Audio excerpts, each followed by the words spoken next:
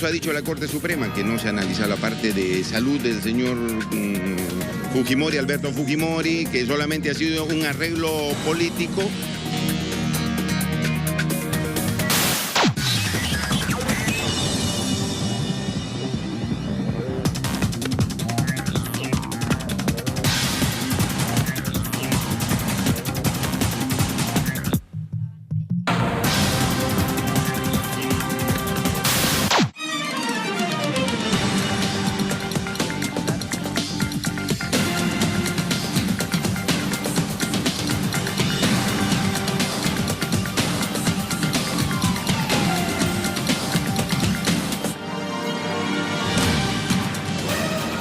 ¿Cómo está? Inicia Temas del Día. Vamos a revisar nuestra pregunta en Twitter para que se sume y participe. El Juzgado de Investigación Preparatoria de la Corte Suprema de Perú anuló hoy el indulto concedido por el expresidente Pedro Pablo Kuczynski al dictador Alberto Fujimori. ¿Qué debe seguir para que se haga justicia con las víctimas? Opine. Este miércoles, como le contaba, el Poder Judicial peruano anuló el indulto otorgado por el expresidente Kuczynski al dictador Alberto Fujimori. El organismo ordenó su ubicación inmediata y captura. Le vamos a ampliar en nuestro primer tema del día. El Juzgado Supremo de Investigación Preparatoria declaró inaplicable el indulto otorgado al dictador, quien en diciembre del año pasado fue excarcelado bajo pretextos humanitarios. Una polémica medida que las víctimas de los casos Barrios Altos y La Cantuta consideraban parte de una negociación entre el expresidente PPK y los dirigentes políticos Kenji y Keiko Fujimori. El juez Hugo Núñez Julca, encargado del caso, también giró las órdenes de ubicación y captura contra Fujimori a fin de que sea reingresado al establecimiento penitenciario. Ha dicho la Corte Suprema que no se analiza la parte de salud del señor Fujimori, Alberto Fujimori, que solamente ha sido un arreglo político, y eso se puso en evidencia por mismos parlamentarios de Fuerza Popular. Lamentablemente nosotros alertamos y advertimos sobre la forma como se había entregado el indulto, ¿no? La forma de que no existían los informes médicos necesarios. Nos vamos a Perú para actualizar la información con Jaime Herrera. Te saludo, Jaime. ¿Qué se sabe en este minuto del dictador Alberto Fujimori? Cuéntanos.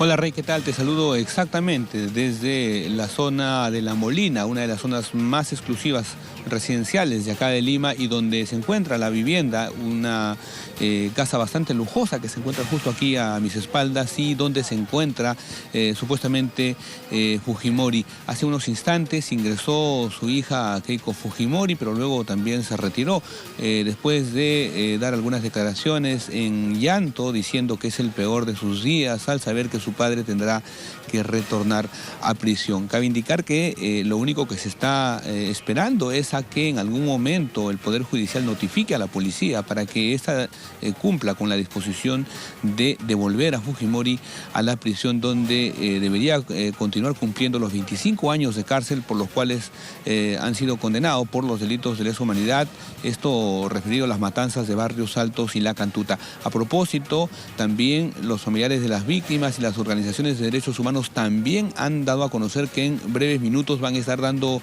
a conocer un pronunciamiento sobre lo que ellos consideran, lo que ellos creen al haberse hecho justicia. Recordemos, esta decisión del Poder Judicial tiene su historia o parte de una historia cuando las víctimas a través de sus abogados acudieron a la Corte Interamericana de Derechos Humanos para que declaren que este indulto no era legal. Lo que hizo la Corte Interamericana es pasarle la pelota al Poder Judicial diciendo que si con este indulto se estaba o no cumpliendo con los requisitos de un indulto que tiene que ver con temas de delitos de lesa humanidad, con derechos humanos, y que efectivamente el Poder Judicial ha dicho que no cumple los requisitos, que no cumple lo establecido por la ley, y de inmediato entonces ha dispuesto de que Fujimori vuelva a prisión. En este momento solamente en la vivienda se ha visto un grupo de efectivos policiales que están acordonando la zona y esperando que en algún momento probablemente se dé alguna disposición, alguna orden. También ha llegado un grupo pequeño de simpatizantes de Fujimori quienes están haciendo distintas arengas en este lugar. hay bastante expectativa y nosotros vamos a continuar informando al respecto de lo que ocurra esta tarde aquí en Lima con esta orden de que Fujimori vuelva a prisión, Rey. Muchas gracias, Jaime. Cuando así lo estimemos oportuno, vamos a volver contigo para que nos mantengas actualizados en torno a la situación de Alberto Fujimori, dónde se encuentra, cuáles son los próximos pasos, etcétera. Gracias una vez más, Jaime. Hasta la próxima. Jaime Herrera, directamente desde el lugar de la información. Pero vamos a revisar por qué fue sentenciado Alberto Fujimori. El dictador fue condenado, usted lo recordará, en 2009 a 25 años de prisión por los casos de secuestro y asesinato, La Cantuta y Barrios Altos. El 24 de diciembre de 2017, el hoy expresidente Pedro Pablo Kuczynski le concedió un indulto humanitario a Fujimori luego de que una junta médica evaluara su estado de salud y determinara que padece de una presunta enfermedad progresiva, degenerativa e incurable. Más tarde fue presentada la solicitud de nulidad del indulto por familiares de las víctimas de La Cantuta y Barrios Altos en atención a una resolución de la Corte Interamericana de Derechos Humanos. En septiembre de este año, el Poder Judicial dejó a voto la solicitud de nulidad y no es hasta hoy, 3 de octubre, que se materializa. El dictador tiene además sentencias en procesos judiciales distintos y en uno de ellos admitió su culpa.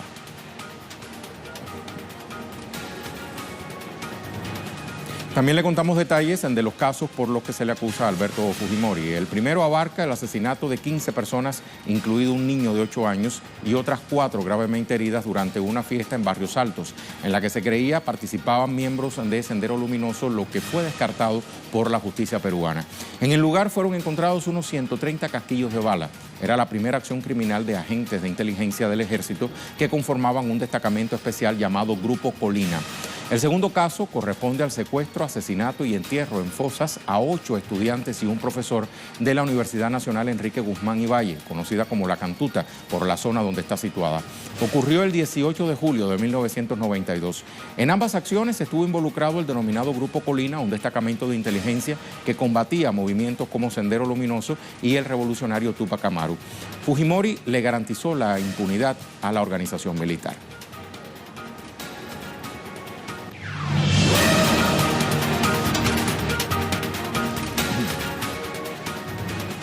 Le recordamos nuestra pregunta. El juzgado de investigación preparatoria de la Corte Suprema de Perú anuló hoy el indulto concedido por el expresidente Pedro Pablo Kuczynski al dictador Alberto Fujimori. ¿Qué debe seguir para que se haga justicia con las víctimas? Opine. Nuestra imagen del día nos llega desde Rusia, en el contexto de la entrega del sistema antimisiles S-300 a las autoridades sirias. El sitio de noticias Sputnik publicó una caricatura en la que se observa al primer ministro israelí Benjamin Netanyahu lanzando ladrillos a una Siria protegida por un escudo de acero que sobresale de una de las lanzaderas de los proyectiles defensivos. La decisión de Moscú de entregar este sistema de defensa al país árabe se da en respuesta al derribo de un avión de bandera rusa por cazas israelíes en territorio sirio. Con esta caricatura nos vamos a la pausa.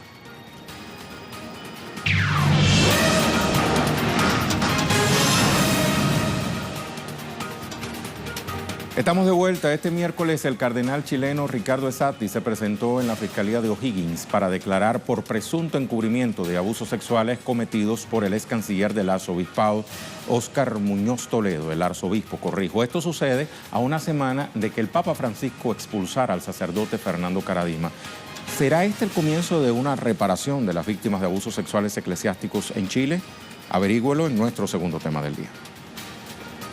La concurrencia de Esati ante la justicia es considerada histórica por tratarse de la primera vez que un jerarca de la Iglesia Católica chilena declarara como imputado en un caso de abuso sexual. La defensa del cardenal solicitó postergación de la audiencia, petición que fue negada por el juez Emiliano Arias, quien garantizó los plenos derechos del religioso.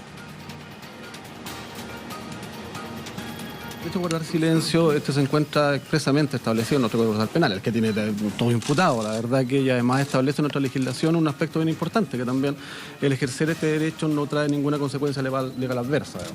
En consecuencia, presentado habría sido distinta la cosa. Claro, esa podría haber sido una de las hipótesis y efectivamente podría haber sido distinta la cosa, como dice. En relación con la petición de sobreseimiento solicitada por la defensa de Esati, el fiscal Emiliano Arias afirmó que todo imputado tiene garantizado ese derecho. La verdad que en relación las defensas y sus actuaciones en cuanto sean ajustadas a derechos, no tengo ningún parecer tan especial. También el derecho de todo imputado de solicitar el sobreseimiento definitivo en cualquier etapa del procedimiento, al inicio, al final o al medio, la verdad que es su derecho en definitiva para la discusión. Por su parte, el abogado defensor del cardenal Esati argumentó que no existen razones para que el Ministerio Público chileno citara al religioso. No hay ningún elemento grave que lleve a citar en calidad de imputado. En consecuencia, nosotros solicitamos el 14 de septiembre, recién pasado, sobreseimiento definitivo. Teníamos audiencia para discutir ese sobreseimiento el día viernes. Ayer, el Ministerio Público solicitó que se declarara incompetente el tribunal para no discutir. Nosotros queremos discutir con transparencia, con todos los elementos para que la sociedad sepa íntegramente cuáles son las pruebas de cargo y descargo en una audiencia pública. Hasta ahora no podemos tenerlo. Eso es, no nos hemos escabullido. Y por ahora el señor cardenal no declaró hasta que discutamos con el Ministerio Público el sobreseimiento definitivo. Vamos a Chile para conocer mucho más. Vamos a contactar a Paola Dragnik. Te saludo, Paola.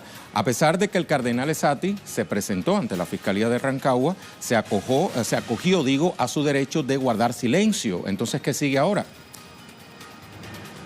Hola, Rey. Sí, bueno, mira, lo que no dice el abogado de Monseñor Esati es que esta declaración del Tribunal de Incompetencia tiene que ver con nuevos antecedentes que han aparecido y que trasladan ya definitivamente la causa a un tribunal de Santiago. Es una incompetencia más bien técnica y esta investigación va a continuar acá, en el 13º Tribunal de Santiago, porque es en ese lugar donde viven la mayoría de las víctimas del ex canciller del Arzobispado de Santiago, Óscar Muñoz. Víctimas que lo acusaron en el año 2010, que habrían estado incluso en conocimiento de Monseñor Esati, pero que no se investigaron eclesiásticamente. Por eso es que Monseñor Esati está imputado como encubridor. Pero además ayer conocimos un nuevo antecedente que se conoció, digamos, en un diario que tiene que ver con otro caso, el caso de la Congregación de los Maristas, donde hay un sacerdote también acusado que también se habría puesto en conocimiento de estas denuncias a Monseñor Esati y que Monseñor Esati también habría hecho la vista gorda. Así es que el abogado del Monseñor no dice todo en sus declaraciones hoy día, puesto que él va a seguir como imputado, él va a tener que finalmente declarar aquí en Santiago. Y bueno, ha dicho el fiscal Arias que lamenta esta posición de Monseñor Esati porque hace algunas semanas, como máximo líder de la Iglesia chilena, dijo que se iba a prestar todo tipo de colaboración para esta investigación que lleva el fiscal Arias en todo el territorio nacional. Sin embargo, hasta ahora no ha sido así. El fiscal ha debido allanar el Arzobispado de Santiago y otros obispados del país, y hoy día, pues, lo claro es que el cardenal no declaró. Así es que la molestia de las víctimas se hace sentir en redes sociales. Incluso más tarde han anunciado la posibilidad de hacer una conferencia de prensa justamente para reprochar esta contradicción, han dicho, del cardenal Esati, que dice que la Iglesia chilena colaborará, pero no da los antecedentes, no permite conocer los documentos y ahora tampoco declara.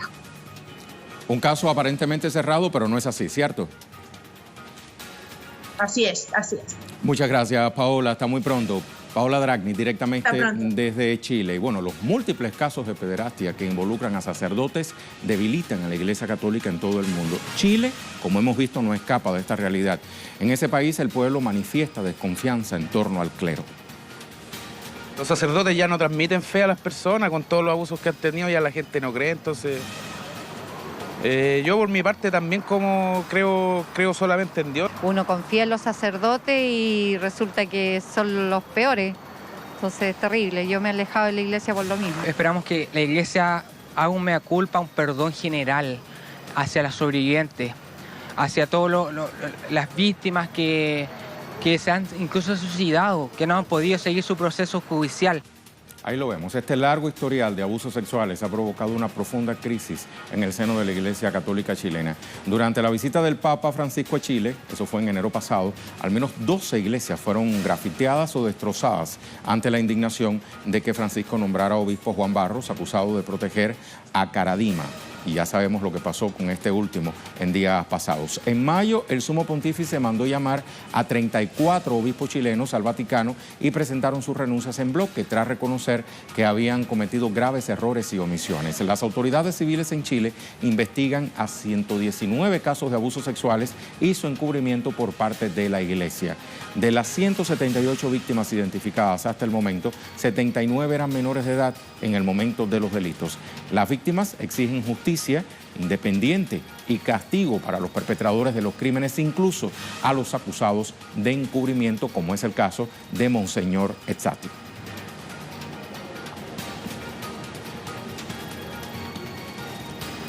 Le hablamos ahora de otros temas que también son noticias este miércoles. Para eso revisamos las cuentas Twitter de nuestros corresponsales.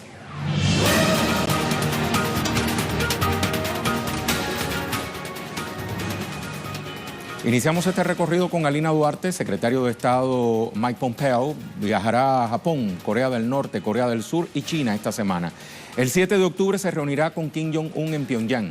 Trump declaró que ya se está trabajando en una segunda cumbre con Norcorea y se siente bien. Vamos con otro tuit de la propia Alina. Hoy la CPI ordenó al gobierno de Estados Unidos poner fin a sanciones contra Irán relativas a los bienes con fines humanitarios y exportación de ciertos bienes básicos, la Corte Penal Internacional. La respuesta de Estados Unidos: eliminar el Tratado de Amistad, Relaciones Económicas y Derechos Consulares con Irán de 1955. Avanzamos. Ernesto Ábalos, después de que el Tribunal Supremo Electoral de El Salvador convocara elecciones presidenciales para 2019, los candidatos de los 4 partidos contendientes programan el inicio de sus campañas. El FMLN inició desde las 0 horas de este miércoles la suya. Ahí vemos imágenes en movimiento. Otro tuit, este de Edgardo Esteban: continúa la persecución política contra la expresidenta Cristina Fernández de Kirchner. Ahora el juez Ercolini envió a juicio la exmandataria por una serie de supuestos negocios inmobiliarios a través de los cuales habría lavado fondos de la obra pública. Y por último, este de Hansel Oro. Moscú, participantes de la Semana Rusa de la Energía debatieron sobre los desafíos del sector. Una de las líneas centrales son las políticas medioambientales. Vamos a escuchar a Hansel. Sí, hola, un saludo para ti y para toda nuestra teleaudiencia, incluyendo también los amigos de las redes sociales.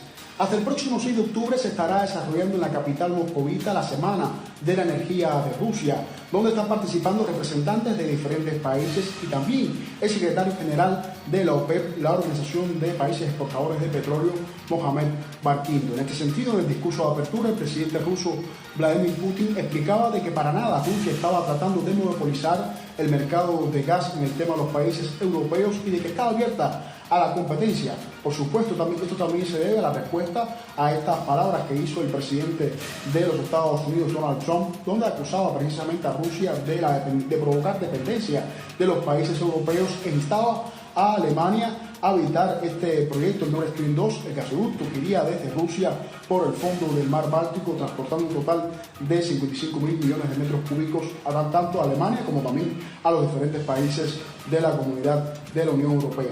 Por otra parte, también un poco hablar de esto, de lo relacionado con la estabilidad de los precios en el mercado a nivel internacional del petróleo. En este sentido, se hablaba un poco de la idea de mantener lo acordado en Viena, que el hecho de buscar los recortes de petróleo, pero que no se iba a aumentar de manera inmediata la producción, sino que iba a ser un proceso de suavización del tema para evitar nuevamente la caída de los precios del crudo a nivel internacional. Incluso el propio secretario general de la OPEP, Barkindo, hacía referencia de que hay en estos momentos un equilibrio entre la demanda y el suministro. Mañana se conversará en el foro sobre las políticas medioambientales, un tema importante también que estaremos debatiendo en otros contactos. Adelante.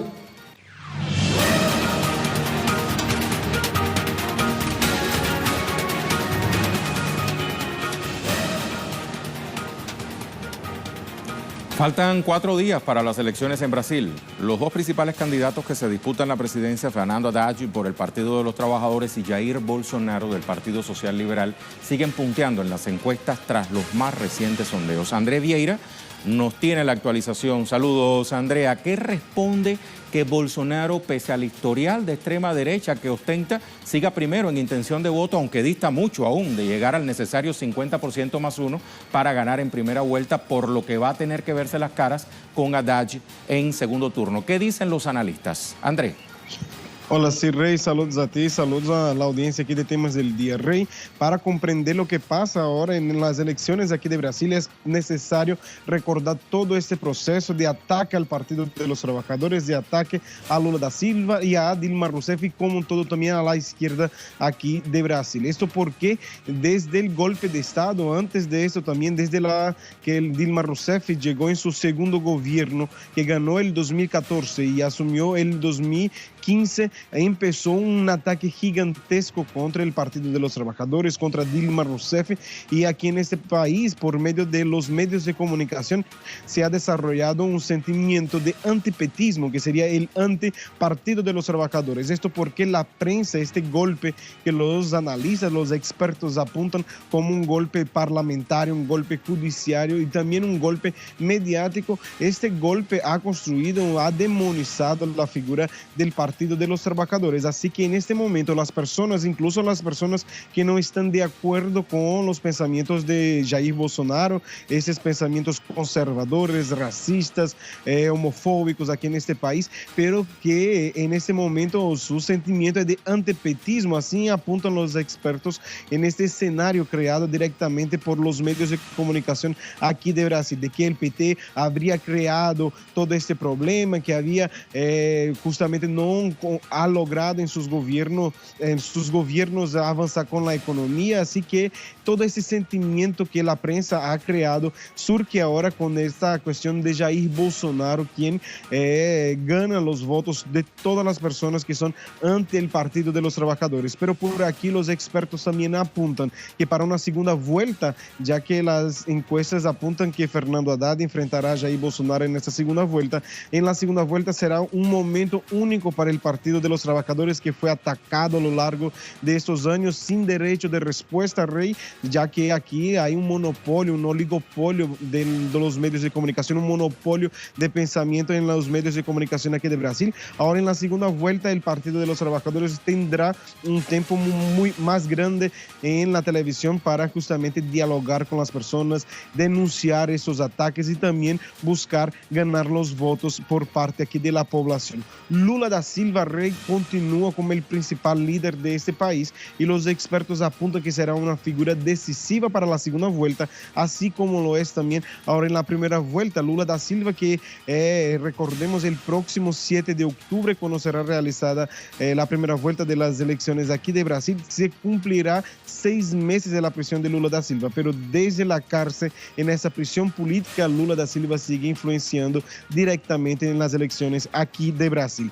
Rey, en el día de mañana también será un momento muy importante aquí en este país, ya que será el último debate televisivo donde los candidatos presentarán sus propuestas, dialogarán con la población aquí de Brasil, pero el candidato de la extrema derecha, Jair Bolsonaro, no participará de este debate, pues fue impedido por su equipo médico. Recordemos que él sufrió un atentado y todavía estaba recuperándose en un hospital, ahora ya está en su casa, pero los médicos no lo han permitido participar de ese debate. Por otra parte, también hay los expertos que denuncian que eso es una estrategia por parte de Jair Bolsonaro de no recibir las críticas y no probar que él no tiene muchas propuestas. Así denuncia incluso los movimientos sociales, los analistas políticos, que Bolsonaro no comprende nada de economía, no tiene mucha noción de lo que es esta cuestión pública, porque su experiencia es como un diputado federal aquí de Río de Janeiro, un diputado que incluso es denunciado por no haber aprobado ningún proyecto proyecto para ese estado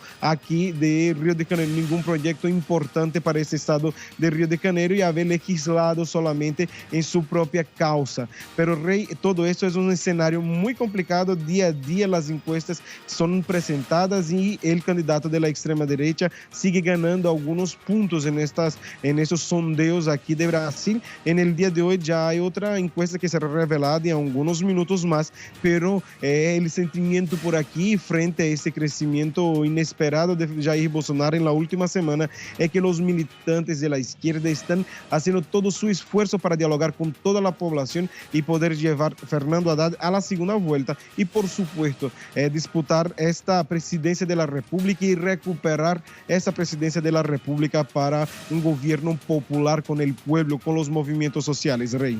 Excelente esa disección que acabas de hacer, Andrés, del panorama sociopolítico que está viviendo el gigante suramericano en este momento. Muchísimas gracias, hasta la próxima.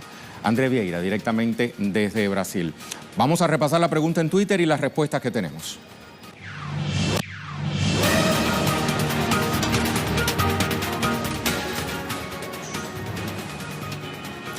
Ahí vemos la pregunta. El juzgado de investigación preparatoria de la Corte Suprema de Perú anuló hoy el indulto conseguido por el expresidente Pedro Pablo Kuczynski al dictador Alberto Fujimori.